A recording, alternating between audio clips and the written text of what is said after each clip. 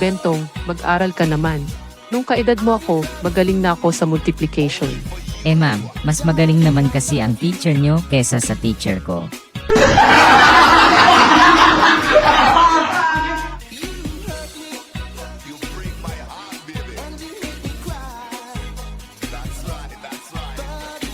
Bentong, daldal ka ng daldal habang ako nagtuturo rito. Eh ma'am, mas pangit naman kung kayo ang dadaldal at ako ang magtuturo.